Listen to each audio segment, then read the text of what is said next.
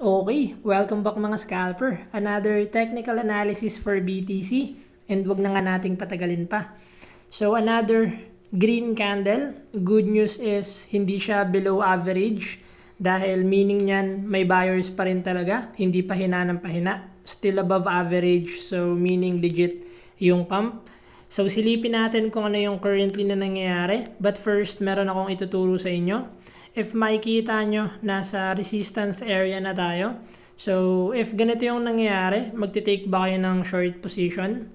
So, the only answer is no. Bakit? Since maghintay kayo ng mga red candle to confirm yung bias nyo for higher probability, it doesn't necessarily mean na nakita nyo na nasa resistance na, magti-take na kayo agad ng short position. It could be breakout to. Mag-breakout yan possible.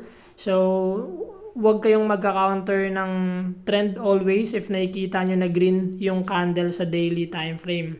So, explain na natin yung possible scenario dito kay BTC. So, 4 hours time frame kung makikita natin, consider as breakout. Bakit? Using volume. So, sobrang laking volume. And currently, nag-form siya ng doji sa taas which is undecided but yung volume is below average.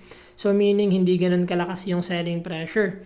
Kung makikita natin, pababa ng pababa yung volume, kahit na pababa yung candle, so meaning hindi supported yan, mahina yung selling pressure. So possible nagre-retest pa rin yung BTC. So what we expect is possible susundot pa rin sa taas yung BTC since hindi ganun kalaki yung selling pressure niya. And wait pa rin tayo ng malalaking volume. If magkaroon man ng sobrang laking red volume, possible pinasukan ng seller. But currently, yung momentum ni BTC is nasa uptrend yung market.